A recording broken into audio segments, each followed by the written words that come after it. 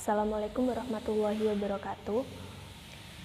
Kami kelompok 6 Biopsikologi, Prodi Psikologi Islam 2A, yang beranggotakan saya Anit Rustami sebagai presentator 1, Ahmad Hambali sebagai presentator 2, dan Agatha Fristanava sebagai presentator 3 akan mempresentasikan mengenai sistem olfaktori. Stimulus olfaktori. Stimulus pada sistem olfaktori berupa bahan-bahan kimia yang terdapat dalam lingkungan yang terhirup saat bernafas. Indera penciuman kita sendiri adalah hidung. Stimulus pada sistem olfaktori adalah bau atau biasa disebut dengan aroma.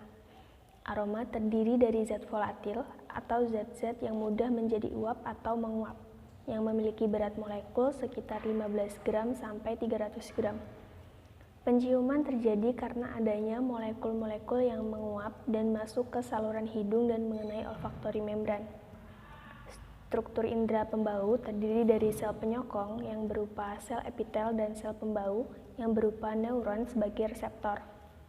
Reseptor penerima bau terdiri dari jutaan reseptor yang terletak di hidung bagian atas dalam jaringan tertutup selaput lendir yang tidak dilalui udara yang disebut dengan olfaktori mukosa. Selaput lendir berfungsi untuk melembabkan udara.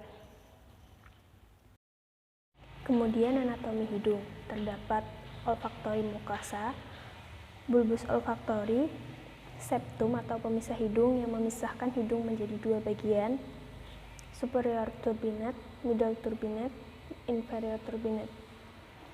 Kemudian, ini merupakan gambar dari regioneuropitel olfaktorius dan cortex olfaktorius. Mekanisme sistem olfaktori. Sistem olfaktori terdiri dari dendrit-dendrit yang terletak di saluran-saluran pernafasan dan akson-aksonnya melalui suatu bagian di tulang tenggorokan yaitu gymbriform plate yang kemudian masuk ke olfaktori bulbs lalu bersinopsis dengan neuron-neuron lainnya yang akan diproyeksi melewati traktus olfaktori menuju otak. Pada mamalia, setiap sel olfaktori hanya berisi satu tipe molekul protein reseptor.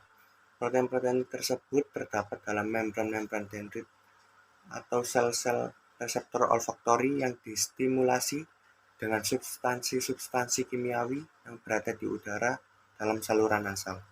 Protein-protein yang berasal dari berbagai sistem olfaktori akan berproyeksi ke tempat yang sama, yaitu olfaktori bulb, sehingga berbagai bau akan menempati pola spesial tertentu dalam bulbus olfaktori dan masing-masing reseptor akan merespon derajat bau yang bermacam-macam yang telah terpola oleh pemrosesan komponen yaitu suatu pola aktivitas yang beragam dan berbagai reseptor. Pada dasarnya molekul udara yang dipancarkan oleh sumber bau dideteksi oleh neuron sensorik penciuman yang terletak di atap rongga hidung. Neuron-neuron ini mengubah rangsangan kimiawi menjadi sinyal listrik dan mengirimkannya melalui saraf penciuman ke bola olfaktorius lalu ke otak di mana mereka diartikan sebagai bau. Molekul bau pertama dilarutkan dalam lendir yang disekresikan oleh epitel olfaktorius yang memandu mereka ke sila neuron penciuman. Dan disinilah molekul bau berikatan dengan reseptornya. Setiap neuron mengekspresikan satu jenis reseptor protein. Hanya ada sekitar 400 reseptor yang berbeda pada manusia, tetapi mereka digunakan dengan cara kombinatorial sehingga satu bau dapat mengikat beberapa reseptor dan satu reseptor dapat mengikat beberapa bau. Ini memungkinkan sistem penciuman mengenali sejumlah besar bau. Reseptor bau berpasangan dengan protein G setelah mengikat bau kaskade pensinyalan diaktifkan yang menyebabkan depolarisasi membran. Ketika stimulus penciuman cukup kuat, potensi aksi dihasilkan dan dilakukan di sepanjang akson ke bulbus olfaktorius. Akson dari semua neuron sensorik penciuman membentuk saraf penciuman juga dikenal sebagai saraf kranial 1. Dalam bola olfaktorius, akson ini bersinopsis dengan neuron orde kedua sampai sel mitra dan berumbai. Di dalam struktur yang disebut glomeruli, setiap Glomerulus menerima akson di neuron sensorik yang mengekspresikan reseptor protein yang sama. Neuron orde kedua dirangsang oleh neuron sensorik, tetapi mereka juga menerima umpan balik berhambatan dari korteks cerebral. Ini berarti bau dapat dirasakan secara berbeda dalam keadaan yang berbeda. Akson sel mitra dan berumbai membentuk saluran penciuman yang memproyeksi langsung ke korteks penciuman primer. Korteks penciuman primer tidak hanya satu, tetapi beberapa area kortikal yang terletak di dasar lobus frontal dan permukaan inferior lobus temporal. Daerah utama ini kemudian memproyeksi lebih jauh ke beberapa daerah lain di otak, memediasi berbagai aspek pengenalan dan respons bau. Sel-sel reseptor yang sudah rusak di sistem olfaktori akan selalu berganti dengan sel-sel reseptor yang baru. Tidak seperti sistem sensori lainnya, sel-sel reseptor yang baru akan segera membentuk akson dan berkembang menempati tempat yang tepat pada bulbus olfaktori. Hanya saja sel-sel baru ini hanya bertahan sekitar 60 hari dan akan digantikan dengan sel-sel yang lebih baru lagi. Dalam sistem olfaktori terdapat dua jalur menuju otak, yaitu yang pertama dari daerah piriform amigdala berproyeksi menyebar ke sistem limbik. Yang kedua dari daerah piriform amigdala berproyeksi melalui nuklei dorsal medial thalamus ke korteks orbitofrontal atau daerah korteks di permukaan interior lobus frontal di sebelah orbits atau lekuk mata. Kemampuan membaui makhluk hidup bergantung pada hal-hal berikut ini. Yang pertama, susunan rongga hidung. Tempat reseptor pembau pada setiap orang berbeda bentuknya. Contohnya, pada orang yang berhidung mancung akan lebih luas daripada yang berhidung pesek.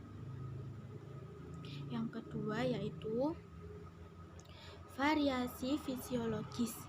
Contohnya pada wanita saat sebelum menstruasi atau pada saat hamil muda akan menjadi sangat peka. Yang ketiga yaitu spesies.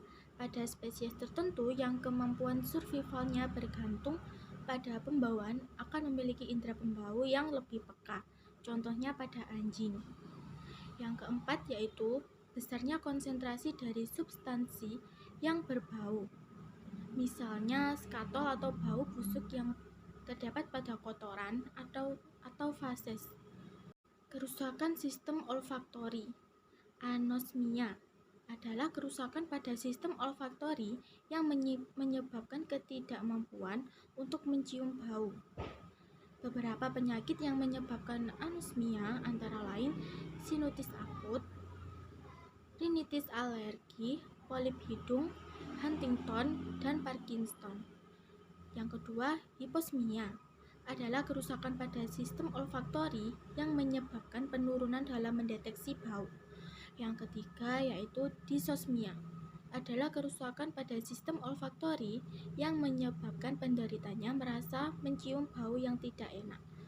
Yang keempat yaitu pantosmia, berasal dari bahasa Yunani dari kata pantom yang berarti ilusi dan osme yang berarti penciuman, yang jika diartikan secara menyeluruh adalah penciuman ilusi.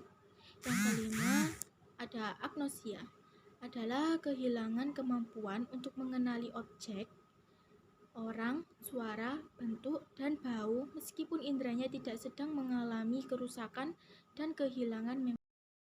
Sekian presentasi dari kelompok kami, kurang lebihnya mohon maaf. Wassalamualaikum warahmatullahi wabarakatuh.